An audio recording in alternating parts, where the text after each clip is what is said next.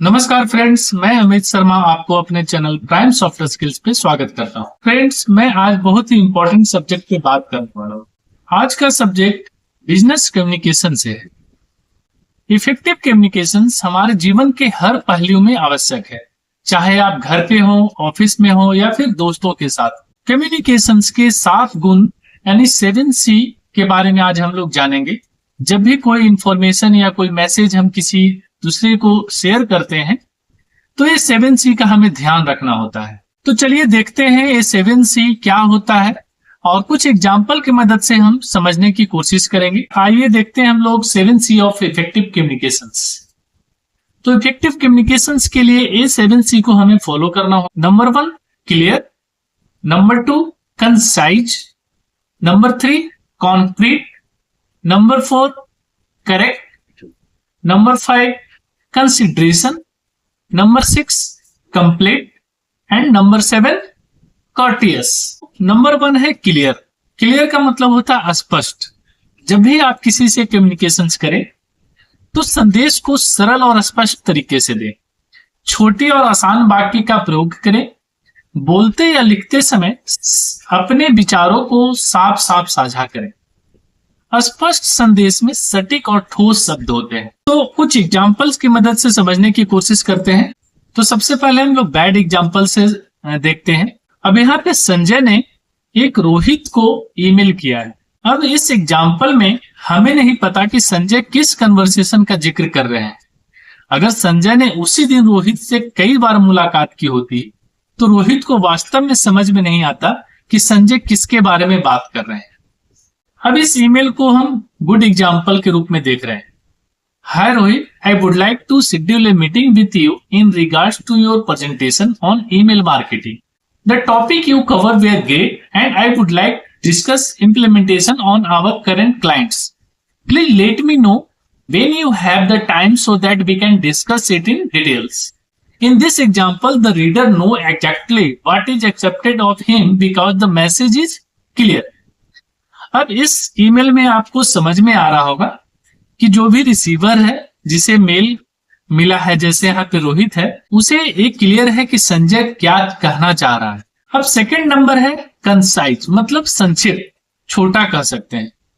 संक्षिप्त का मतलब है बिना ज्यादा शब्दों का प्रयोग किए सीधे मुद्दे पर आना। फालतू के शब्दों से बचें। जैसे आप देखिए, इस समय बहुत समझ में आता है, किसी तरह, मेरा मतलब, कुछ इस तरह। आपको देखना चाहिए कि कहीं कोई अनावश्यक वाक्य तो नहीं है और अपने एक ही बात कई बार तो नहीं दोहराई है। संक्षिप्त होना आपके और जो रिसीवर है, यानी जो पढ़ने वाला है, संदेश को लेने वाला है, दोनों का समय बचाता है। वो आपका जो मैसेज है उसमें वैल्यू ऐड करता है। अब यहाँ पे एक बैड एग्जाम्पल है। आप देख रहे होंगे, there is a lot of repetition on in this email and it is quite long. The email can be made shorter and to the point. इस ईमेल में बहुत अधिक रिपीटेशन है और यह काफी लंबा है। इसे छोटा और संक्षिप्त बनाया जा सकता है। चलिए गुड एग्जाम्पल देखते हैं, इस ईमेल को हम कैसे लिख सकते हैं। अब यहाँ पे आप देख रहे होंगे कि जो अजय है उसने राजन को एक ईमेल लिखा है। अब ये जो ईमेल है ये शॉर्ट भी है और टू द पॉइंट है। Number 3 concrete. कॉन्क्रीट का मतलब होता है ठोस। ठोस संदेश स्पष्ट होते हैं और आमतौर पर तथ्यों से समर्थित होते हैं।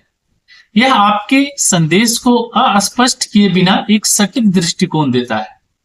संदेश में विवरण होते हैं लेकिन यह बहुत लंबा नहीं होता है। एक ठोस संदेश ठोस और विशिष्ट होता है। अब इसका एक बैड एग्जाम्पल हम लोग देख लेते हैं। अब ऐसा टैगलाइन यूजर को कोई डिटेल्स नहीं देता है, इसमें कोई फैक्ट नहीं है और यह अस्पष्ट है। लोग इस एप्लीकेशंस को डाउनलोड नहीं कर सकते हैं क्योंकि यह यूजर को प्रोत्साहित करने के लिए एनफ नहीं है। तो इसी ईमेल को, इसी टैगलाइन को हम कैसे लिख सकते हैं? तो चलिए गुड एग्जाम्पल में देखते हैं। क्या आपने कभी किसी मीटिंग के लिए देरी की क्योंकि आपको ट्रेन की टाइमिंग पता नहीं थी? क्या आप बस के इंतजार में नफरत करते हैं क्योंकि आपको इसकी समय सारणी नहीं पता होती है? तो अब इंडिकेटर मास्टर एप्लीकेशन डाउनलोड करें। यह आपको सभी ट्रेन और बसों की समय सारणियां देगा ताकि आप देरी से बच सके और समय बचा सके। यहाँ पे एक चीज मैं क्लियर कर दे रहा हूँ कि जो इंडिकेटर मास्टर एप्लीकेशन है, मैं इसका कोई प्रमोशन नहीं कर रहा हूँ, जस्ट लाइक एक एग्जाम्पल है। Number 4, correct. करेक्ट का मतलब होता है सही। सुनिश्चित करें कि आपके सभी तथ्य और आंकड़े सटीक हैं और कोई ग्रामेटिकल एरर्स नहीं है। अपनी प्रस्तुति देने से पहले हमेशा अपने काम की सावधानी पूर्वक समीक्षा करें। सही जानकारी और सटीक तथ्यों के साथ संदेश को पेश करें। इससे आपके काम की क्रेडिबिलिटी बढ़ेगी। अब यहाँ पे करण ने अर्जुन को एक ईमेल लिखा है, जो कि बैड एग्जाम्पल के रूप में हम लोग इसको देख रहे हैं। If you notice in the above email there are 2 errors. पहली गलती यह है कि सेंडर ने वीक को गलत तरीके से लिखा है, और दूसरी गलती यह है कि वेदर की जगह वेदर का प्रयोग किया गया है। स्पेल चेकर हमेशा सही वोट नहीं करते हैं, इसलिए सुनिश्चित करें कि आप सब कुछ प्रूफ रीड कर लें। जब भी आप कोई संदेश किसी को भेज रहे हैं, कोई मेल, ईमेल या फिर कोई भी मैसेज आप टाइप कर रहे हैं, तो उसकी स्पेलिंग्स जरूर देख लें। नंबर 5 है कंसिडरेशंस। कंसिडरेशंस का मतलब होता है सोच विचार। जब भी आप किसी के साथ कम्युनिकेशंस करते हैं, तो जो भी आप शब्द यूज कर रहे हैं उसे सोच विचार कर यूज करें। ध्यान रखना, केवल अपने संदेश को तैयार करते समय श्रोताओं की आवश्यकताओं और दृष्टिकोण को ध्यान में रखना। जब आप अपने श्रोताओं से बात कर रहे हो, तो आप दृष्टिकोण का पालन करें। उनकी शिक्षा का स्तर, उनकी रुचियां, उनकी मानसिकता आदि को ध्यान में रखें। जब उनसे बात करें तो इस बात पर जोर दें कि क्या संभव है, न कि क्या नहीं। इससे आपके इंटरेक्शन के दौरान सकारात्मक परिणाम प्राप्त होंगे। Number 6 is complete. A complete message gives the user all the information and it's clear and detailed. When your message is complete, your audience know exactly what need to be done. Make sure all the facts you want to convey in your message are accurate and there is a clear call to action present in your message. अब यहाँ पे एक bad example है, उसके मदद से हम इसे समझते हैं। Hi guys, please make sure to carry all the item tomorrow for the meeting. There are no details as to what time, which meeting and what time. अब इसे हम गुड एग्जाम्पल के रूप में कैसे लिखेंगे? अब यहाँ पे अजय ने अपने टीम को मैसेज किया है, just a reminder that we have a meeting scheduled at 10 AM tomorrow to discuss the Britannia events.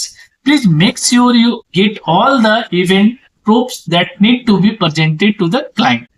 अब वो यहाँ पे एक रिमाइंडर दिया है कि याद दिलाना चाहता हूं कि हमें कल सुबह 10 बजे ब्रिटानिया इवेंट पर चर्चा करने के लिए एक मीटिंग निर्धारित की गई है। कृपया सुनिश्चित करें कि आप सभी घटना प्राप्त कर लें जो ग्राहक को प्रस्तुत कर रहे हो। नंबर 7 कर्टेस, मतलब विनम्र। विनम्र होना कम्युनिकेशंस का सबसे इंपॉर्टेंट गुण है।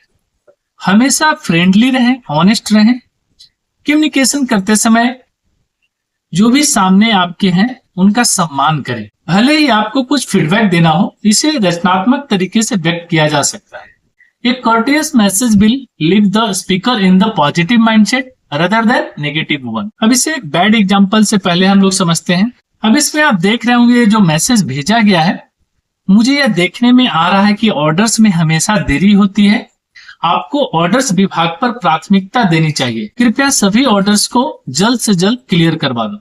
There is a very good chance that the reader will get angry if they receive a message like this. It might result in creating a toxic environment rather than solving any issues. Here is another way you can convey the same message. अब हम इसे good example की मदद से देखते हैं। अब आप देख सकते हैं कि वही मैसेज एक कंस्ट्रक्टिव एंड पॉजिटिव मैनर से दिया गया है। इस मामले में रिसीवर का सकारात्मक जवाब देने की संभावना इससे अधिक होगी बजाय कोई रिएक्शन। अब हम कंक्लूजन की ओर बढ़ते हैं। हमारी लाइफ में सफलता प्राप्त करने में हमारे वे ऑफ कम्युनिकेशंस एक इंपॉर्टेंट फैक्टर होता है। अगर हम इफेक्टिव कम्युनिकेशंस करते हैं तो यह हमारे जॉब और हमारे पर्सनल लाइफ में अधिक क्रेडिबिलिटी प्रदान करता है। Using the 7 C of communications, that is when you are clear, concise, concrete, correct, consider the speaker, complete and courteous with your message, you will become an effective communicator and find more success in your interaction with people. Friends, आशा करता हूं इस video के माध्यम से effective communications के लिए 7C के मूलभूत सिद्धांत को आप जरूर फॉलो करेंगे। वीडियो पसंद आया हो तो लाइक करें, शेयर करें। चैनल पर नए हो तो चैनल को सब्सक्राइब करना ना भूलें। अगर आपको कुछ फीडबैक या क्वेश्चन है तो कमेंट्स के माध्यम से शेयर कर सकते हैं। Thanks for watching. जय हिंद फ्रेंड्स, फिर मिलेंगे किसी नए टॉपिक के साथ।